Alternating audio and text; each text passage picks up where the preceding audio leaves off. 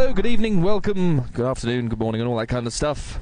Here we are today, IMTV viewers, in somewhere in Ohio. We can't quite remember the name, but it's Blossom Hills. I know that much. And we're just north of Akron and a little bit south of Cleveland. And it's Cuyahoga, as Johnny's just correctly pointed out, it's Cuyahoga Falls. Or Cuyahoga Falls. We can't quite remember. So it'll be something along those lines. But that's where we are today. We're not going to be talking to the crowd tonight. I'm sorry, Ohio. But we actually have the opportunity to talk to the actual band themselves. They've been so kind to give us a small period of their time to show us a bit around their little places around the backstage area. So let's take a wander down here into the inner depths, or the inner sanctum that is backstage. Very dangerous place, you know. A lot of fireworks, a lot of eddies. It'll clonk you on the head if you don't watch it, I tell you. We'll learn more about that later on. Anyway, come with me. Okay, well, here we are backstage in Adrian Smith Guitar World, and what better person to give us a tour of Adrian Smith Guitar World than the man himself. First of all, before we start talking about the guitars, obviously we haven't had a chance to sort of speak to many of the band about how the tour's gone so far. I mean, can you sort of give us a brief idea of like the trip around the world and how everything's gone in the sort of... Yeah, it's been fantastic. We're on the American leg now, though. Yeah. I think we're in Ohio now. I think I'll have to look at my itinerary, but I think we're in Ohio. About 2 hours before the show. Yeah. It's been going great. Canadian tour was particularly fans. So we haven't played some of those places for quite a long while, but it was amazing. Well, also you have family up there as well, so obviously caught up with a few people, I assume. More friends than family. My family weren't there at this time, but all their friends came, so I had quite a few guests every night. But okay, well, I mean, as I say, the shows have been going fantastic. I mean, obviously the American leg has been a bit more bang for the buck, and there's been a bit more fireworks and explosions going on. I mean, how's that been? It's great. It's a great show. I mean, there's a lot going on. A lot of fireworks, a lot of stuff happening, really. Yeah. So trouble is I don't get a chance to see it. I can feel the pyros. You can feel the heat from the pyrotechnics. Well, I was going to say what that must be like. I mean, some of these are quite concussive, kind of, bangs and pops and all sorts of things. I mean, how does that feel? It's more the flames. You can really feel the flames, like Number of the Beast. You know, if you don't want to get too close to them. So every night before the show, they come in and say, "This is going off at this point in the show. Don't stand here." And after a while, you get used to it. Yeah. Well, obviously, I said we're in the guitar world, and this is possibly the guitar geek corner of this particular section of the programme. So without giving too many trade secrets away, I mean, obviously I'm a cunning string person myself. Not bad. It's not bad. A little bit, but we won't talk about that. But perhaps give us a sort of a brief overview of what you're actually using here. Okay, we've got Marshall 100-watt head, just pretty much straight in. So have a look at the volume, hang on.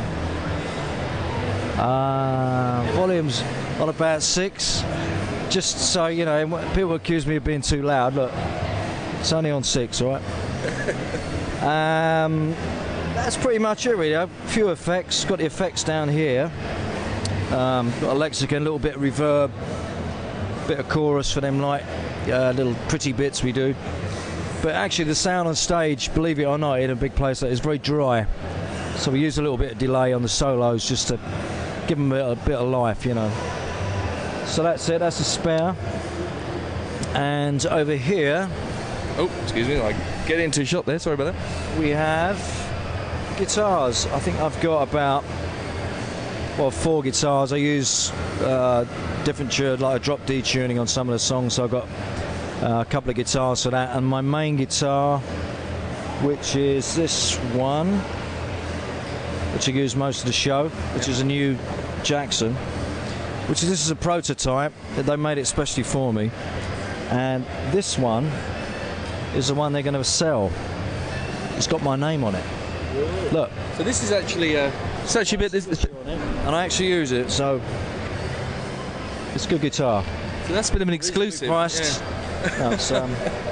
They're very, very good working guitars, Jacksons. They're not temperamental, unlike me. They're very, very, very, very solid. They stay in tune. I like that.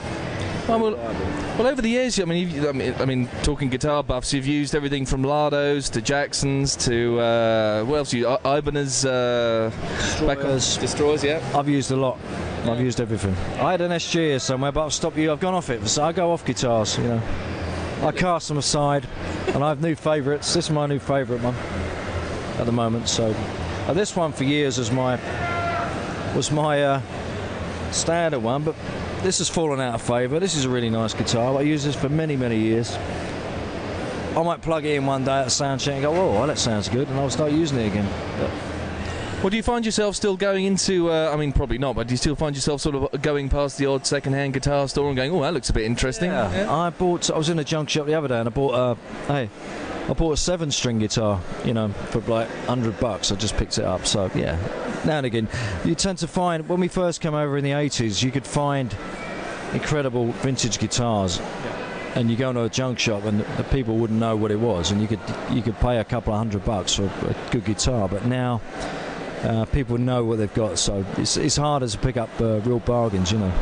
Well, I know there's a place like Manny's in New York and that kind of. They used to be a good place and to pick stuff up, but now it's all seems to be sort of endorsements and just the standard kind of fare. It's quite hard to find proper vintage stuff unless you go to specialist kind of places down. It costs an arm and a leg. And yeah, like I say, you know, a few years ago you could go to a junk shop or a pawn shop and pick something up really special, but places like you know, the guitar shops in New York, you'd never really get a bargain. Those guys know exactly what the guitar is worth, you know.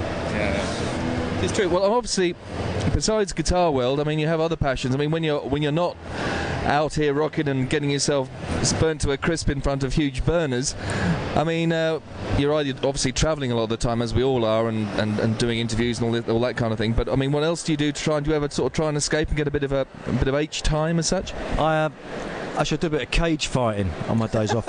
Ultimate fighting, I like. You know, I don't get marked up because I like a bit of fishing actually. I do a bit of fishing. I went down the Chicago River. It's absolutely bustling with people. There's boats up and down, but it's full of fish. It's much cleaner than it used to be. So that's what I do on my days off usually. Yeah. Well, do you ever find people coming up to you kind of saying, "Hey, you're that bloke out of Iron Maiden," or do they just come up and say, "Yeah, any luck today, mate"? How does that work?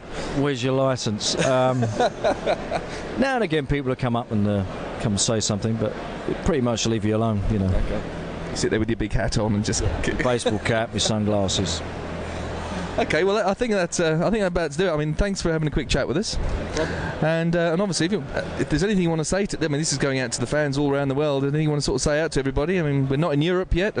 Perhaps out to the chaps out there, or well, we're looking forward to coming to Europe. Of course, we are. As we've had a great tour so far. It's been one of the best tours I can remember. Most fun tours, and can't wait to get to Europe. Yeah. So we'll see you then.